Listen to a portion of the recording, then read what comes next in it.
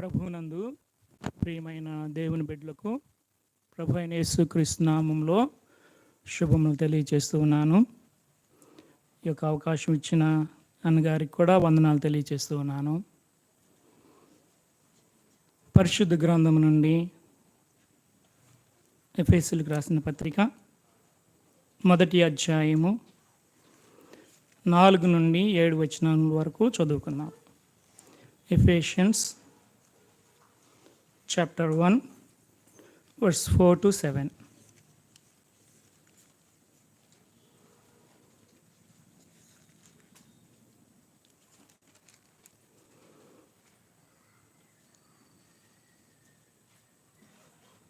ఒకటి చదవండి.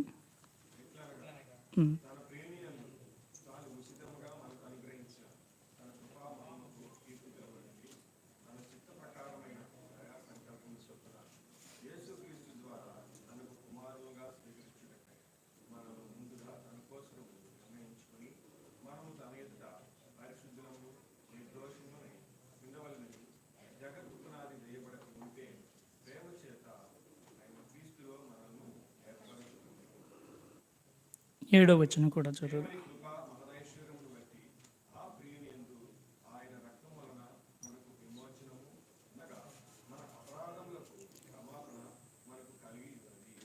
చిన్న ప్రార్థన. మహాగణుడు మీకు వందనాలు. మీ నామను స్తుతిస్తున్నాం ప్రభువా, గణపరుస్తూ ఉన్నాము. ఈరోజు మీ దాసునైన నేను మీ యొక్క పరిశుద్ధుల ముందు, మీ యొక్క ప్రజల ముందు నిలబడి నా యొక్క సాక్ష్యాన్ని పంచుకొనిచుండగా నన్ను మరుగుపరిచి మీరే నాయన యొక్క బిడ్డలతో మాట్లాడమని అడుగుచున్నాను. ముఖ్యంగా ప్రభువా, నా యొక్క జీవితంలో జరిగినటువంటి అనేకమైనటువంటి సంఘటనలు మరి మీ మహిమార్థమే జరిగినందుకు వందనాలు తెలియజేస్తూ ఉన్నాను. మరి ఎందుకు పనికిరాని నన్ను మీరు మీ యొక్క దయా సంకల్పాన్ని బట్టి జగత్తు పునాది వేయబడక మునిపే మీరు ఎన్నుకొని వీటన్నిటిని కూడా మీరు జరిగించిన విధానాన్ని బట్టి వందనాలు.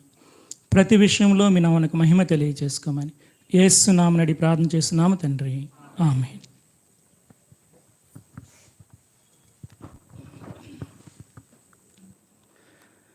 Have you ever think how insignificant an event is? Sometimes it takes cause to far-reaching changes. A small book, a little phrase, a brief encounter can change whole life. ఒక విషయము ఎంత చిన్నదిగా, ఎంత గుర్తింపు లేనిదిగా ఉంటుందో మనం ఎప్పుడైనా ఆలోచించున్నామా? ఈ చిన్న విషయము ఒక్కొక్కసారి చిన్న సంభాషణ ద్వారా, చిన్న పుస్తకం ద్వారా, చిన్న మాట ద్వారా జీవితాన్నే మార్చివేసేంత శక్తివంతముగా ఉంటుంది. నేను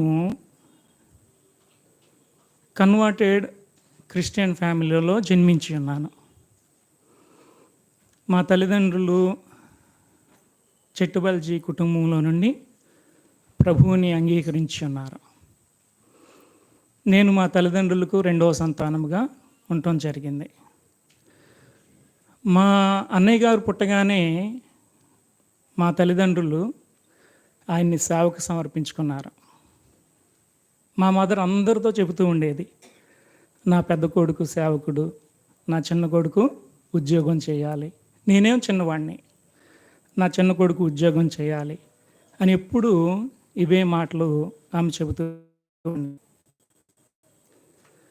అయితే దేవుడు ఒకసారి ఆమెను దర్శించి మరి ఒక కళ రూపంలో ఆమెతో మాట్లాడటం జరిగింది.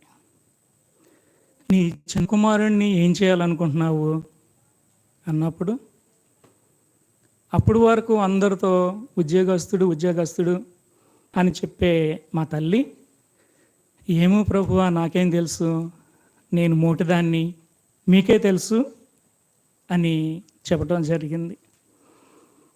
మరి ఆ యొక్క మాటలకు అర్థం తర్వాత మా తల్లి నాకుతో చెప్పడం జరిగింది. నేను కూడా మామూలుగా అందరి పిల్లల్లాగానే స్కూల్కి వెళ్ళి వస్తూ ఉండేవాడిని.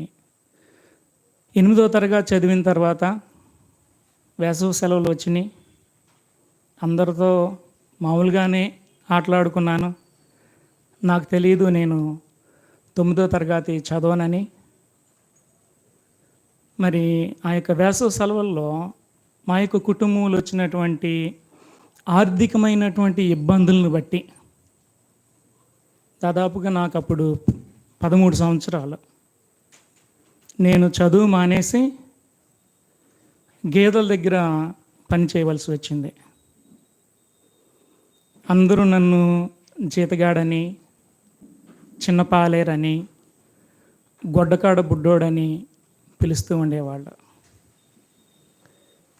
ఇక నేను అప్పుడు అనుకున్నది ఏంటంటే, ఇప్పుడు నేను చిన్న పాలేరుని కదా, పెద్ద అయినాక పెద్ద పాలేరుని అవుతాను కాబోలు, అదే ఆలోచనలు నాలో ఉంటూ ఉండేవి. అవే తలంపులు నాతో ఉండేవి. ఇక నా జీవితం ఇంతే కాబోలు, ఇక ఈ గేదెల దగ్గరే కాబోలు, ఈ చాలగట్లు అమ్మటాయి కాబోలు నా యొక్క జీవితం అంతా అని ఆ లేత వయసులో నా జీవితాన్ని గురించి నేను అనుకుంటూ ఉండేవాడిని. ఒకసారి నేను ఎవరి దగ్గర అయితే గేదెల దగ్గర పనిచేస్తున్నానో వాళ్ళకి రేషన్ తీసుకురావటానికి రేషన్ షాప్కి వెళ్ళాను. ఆ రేషన్ ఇచ్చి ఆయన అన్నారు, ఏలు ముద్రేస్తావా అన్నాడు నా వాలకం చూసి. ఎందుకు? గొడ్డకాడు బుడ్డ డ్రెస్ వేరుగా ఉంటుంది, నిక్కరు, బన్నీ, టవలో. నాకు కూడా అదే ఉంది. ఏలు ముద్ర వేస్తావా అన్నాడు. కాదు, సంతకం పెడతాను అన్నా. సంతకం పెడతావా అన్నాడు. అవును అని సంతకం పెట్టాను. ఇంగ్లీష్లో పెట్టాను. ఆ ఇంగ్లీష్లో పెట్టినటువంటి సంతకం చూసి ఆయన చాలా ఆశ్చర్యం చెందాడు. నీ సంతకం కలెక్టర్ సంతకం లాగా ఉంది, ఏం చదువుకున్నా అన్నాడు. నేను 8వ తరగతి చదివాను అన్నాను. మరేంటి గేదెల దగ్గర ఎందుకు పనిచేస్తున్నావంటే పరిస్థితి చెప్పడం జరిగింది. అప్పుడు మా పేరెంట్స్ను, మా బంధువులను పిలిపించి ఆయన అన్నారంట, ఎందుకమ్మా ఇంతగా చదువుకునే అబ్బాయిని గేదెల దగ్గర పెట్టారు అంటే, లేదండి పరిస్థితులు బాగాక గేదెల దగ్గర పెట్టాము, వచ్చే సంవత్సరం నుండి మా అబ్బాయి చదువుకుంటాడు అని చెప్పారంట. ఆ విషయం నాకు తెలిసి నేను చాలా సంతోషించాను. ఓహో, మళ్ళీ చదువుకుంటాను కాబోలు అనుకున్నాను. కరెక్ట్గా ఏరువాక నుండి ఏరువాక వరకు 1 సంవత్సరం కంప్లీట్గా గేదెల దగ్గర పనిచేసిన తర్వాత మరలా 9వ తరగతి చదువుకోవటానికి దేవుడు కృప చూపించాడు. అది నా జీవితంలో ఒక గొప్ప మలుపు అని చెప్పటానికి ఏమాత్రం కూడా సందేహం లేదు.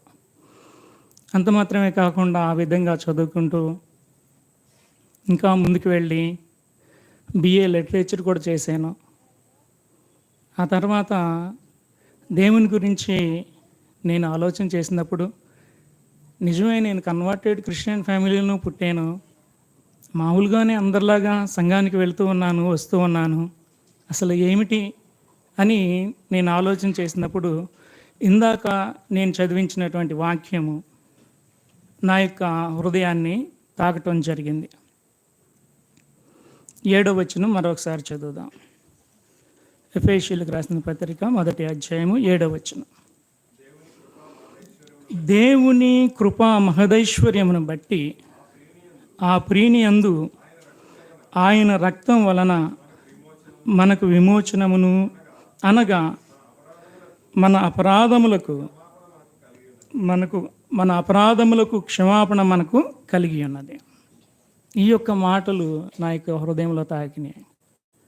నేను ఏదో అందరిలాగా మామూలుగా అలవాటై వెళ్ళిపోవటం కాదు అని ఆ రోజు నేను క్రీస్తుని నేను సొంత రక్షకుడిగా అంగీకరించడం జరిగింది.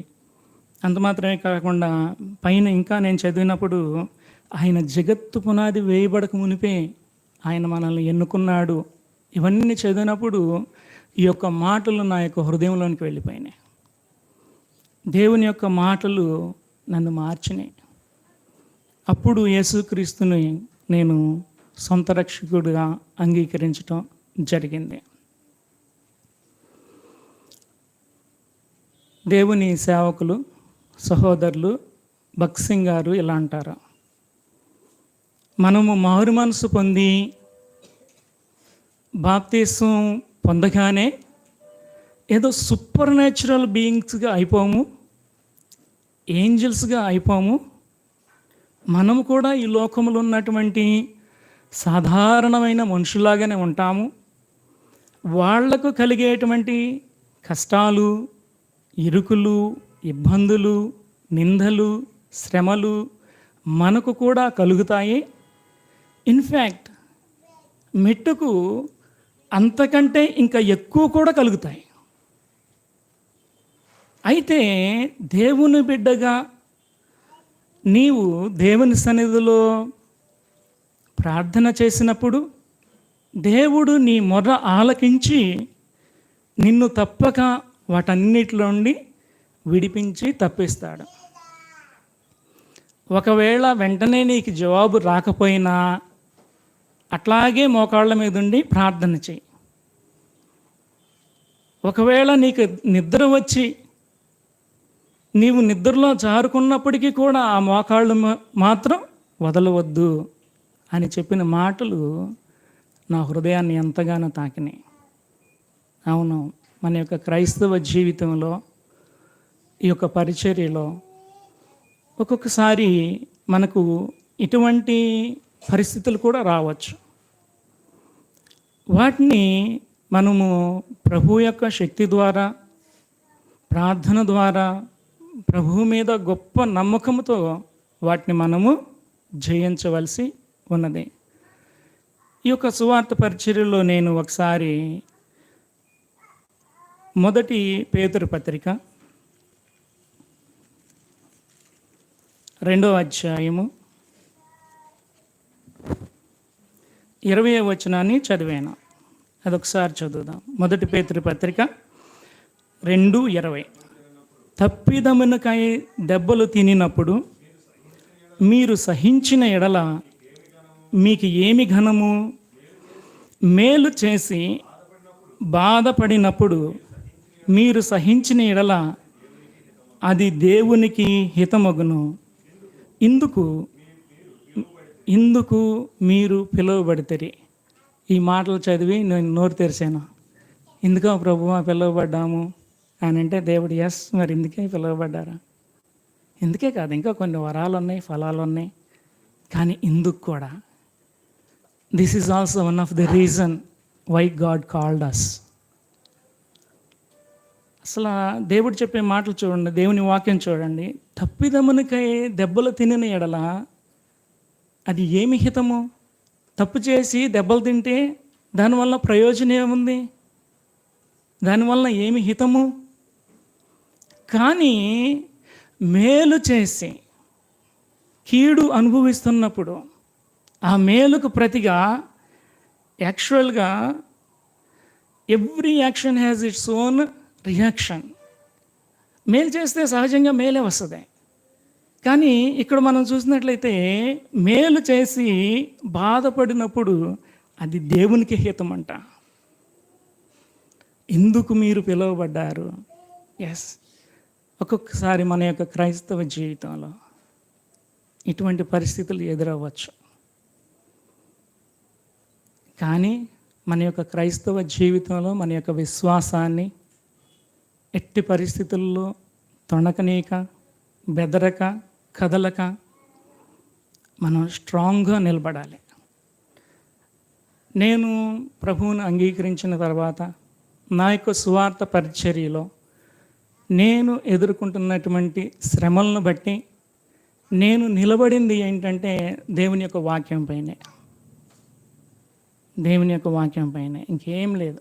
I have depended on nothing else but only the word of God. నేను నా యొక్క క్రైస్తవ జీవితంలో, సేవా పరిచర్యలో శ్రమలలో, ఇరుకులలో, ఇబ్బందులలో, నిందలలో నేను నిలబడ్డాను అని అంటే దేవుని యొక్క వాక్యమే తప్ప ఇంకేమీ లేదు. దేవుని యొక్క వాక్యం మనల్ని ఎంతో ప్రోత్సహిస్తుంది. దేవుని యొక్క వాక్యం మనల్ని ఎంతో బలపరుస్తుంది. దేవుని యొక్క వాక్యము ఇన్ఫ్యాక్ట్ మన చేయి పట్టుకుని కూడా నడిపిస్తూ ఉంటుంది. కనుక ఈ యొక్క వాక్యాన్ని మనం వదలకూడదు. ఎక్కడికి వెళ్ళినా ఏం చేసినా నేను నిలబడ్డది దేవుని యొక్క వాక్యం పైనే. చివరిగా దేవుడు నాకు ఇచ్చినటువంటి కోరిక ఏమిటి? ఈ యొక్క సువార్త పరిచర్యలో కానీ నా యొక్క క్రైస్తవ జీవితంలో కానీ ఒకే ఒక లక్ష్యము, ద ఓన్లీ వన్ టార్గెట్. అది నా యొక్క హృదయంలో ఉండి పుట్టింది కాదు, బైబిల్లో ఉండే పుట్టింది. అది కూడా చూద్దాం ఒకసారి. 2వ పేతురు పత్రిక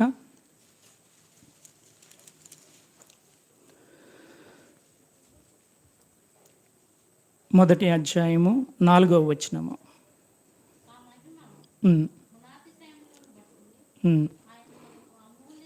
ఆయన మనకు అమూల్యములను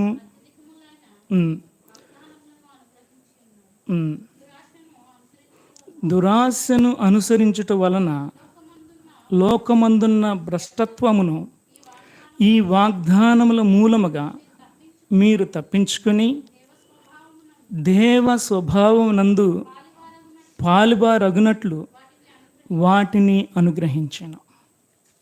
నా యొక్క జీవిత లక్ష్యము ఇదే. ఏమిటి అంటే దేవ స్వభావములో పాలివారము అగుటకు.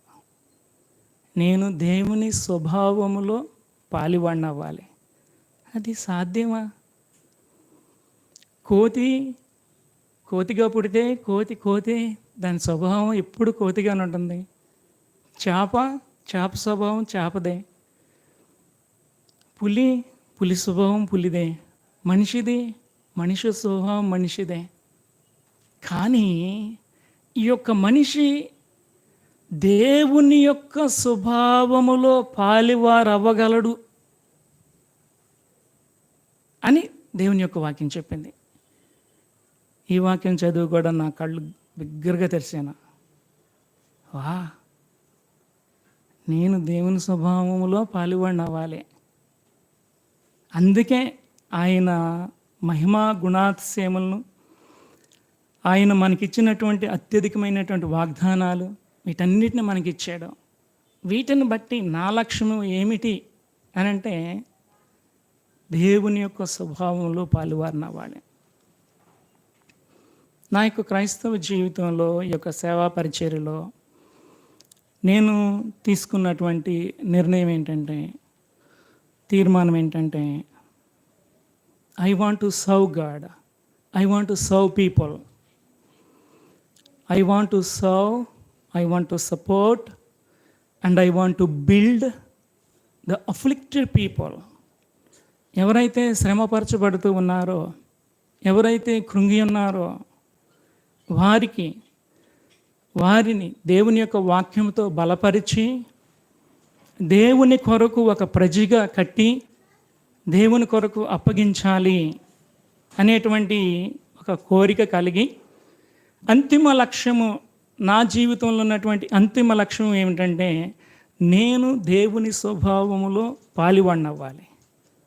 పాల్ ప్రసాద్ ఒక నరుడుగా, మనిషిగా ఈ యొక్క భూమి మీద పుట్టాడు. కానీ దేవుని యొక్క వాక్యం ఏం చెబుతుందంటే, ఈ నరుడుగా, మనిషిగా పుట్టిన ఈ పాల్ ప్రసాద్ దేవుని స్వభావంలో పాలివాడు అవ్వగలడు అని చెబుతుంది. కనుక అది పరలోకి వెళ్ళినప్పుడు కాదు, ఈ భూమి మీదే సాధ్యం. అదే దాని కొరకు దేవుడు మనకు ఎన్నో అమూల్యమైన వాగ్దానాలని, లేఖనాలని ఇచ్చి ఉన్నాడు. కనుక ఈ యొక్క టార్గెట్, నా ముందు ఉంచబడినటువంటి ఈ యొక్క లక్ష్యము కొరకు నేను పరుగులెడుతూ ఉండగా ఎన్ని ఆటంకములు వచ్చినా, ఎన్ని ఇబ్బందులు వచ్చినా, నా జీవితంలో ఎన్ని పెను తుఫాన్లు వచ్చినా, సుడిగుండాలు వచ్చినా క్రీస్తు కొరకే నిలబడాలి అని నా యొక్క హృదయంలో నేను గట్టి తీర్మానం తీసుకున్నాను. గుర్తుపెట్టుకోండి, ఒకానొకప్పుడు నేను గేదెల దగ్గర పనిచేసిన వాడిని. గేదెల దగ్గర పనిచేసిన నన్ను చిన్న పాలేరు, గొడ్డకాడ బుడ్డోడు, జీతగాడని పిలిచే నన్ను దేవుడి యొక్క లక్ష్యం వైపుకు, గురువైపుకు తీసుకుని వచ్చి ఉన్నాడు. ఇక్కడ కూర్చున్న మీరు నాకంటే చాలా యోగ్యులు. మీరెవరు గేదెల దగ్గర పనిచేసి ఉండకపోవచ్చు. మీకు, మీ బిడ్డలకు ఇంతకంటే గొప్ప శ్రేష్టమైనటువంటి జీవితాన్ని ప్రభు ఇస్తానికి సంసిద్ధంగా ఉన్నాడు. అది ఎలా సాధ్యము అంటే దేవుని ద్వారా, ఆయన యొక్క వాక్యం ద్వారా. కనుక నేను నమ్మింది ఏంటంటే దేవుని యొక్క వాక్యాన్నే. నా యొక్క జీవిత లక్ష్యం ఏంటంటే ప్రభువే. ఎటు వెళ్ళినా నేను మాట్లాడే ప్రతి మాట కూడా అది దేవునికి యోగ్యకరంగా ఉన్నదా లేదా అని నేను చూసుకోవాల్సిందే. నేను ప్రవర్తించే ప్రతి ప్రవర్తన అది దేవునికి యోగ్యకరంగా ఉన్నదా లేదా అని చూసుకోవాల్సిందే. కనుక మరి మనం ఆ విధముగా ఒక ఉన్నతమైనటువంటి గురువు వైపుకు వెళదాము. నా యొక్క లక్ష్యం ఇదే, దేవ స్వభావంలో పాలు పొందాలి అనేటువంటి ఒక గొప్ప నిరీక్షణను దేవుడు నాకు ఇచ్చాడు. ఆ విధంగా ఈ యొక్క సువార్త పరిచర్యలో, నా క్రైస్తవ జీవితంలో నేను ముందుకెళ్ళుచుండగా దేవుడు నాకు సహాయం చేయనట్లుగా మీరందరూ ప్రార్థన చేయండి. కానీ దీని కొరకే నేను మాత్రం నిలబడతాను. దీని కొరకే నా యొక్క గురి. దేవుడి ఇచ్చిన మాటలు ఆయన దీవించును గాక.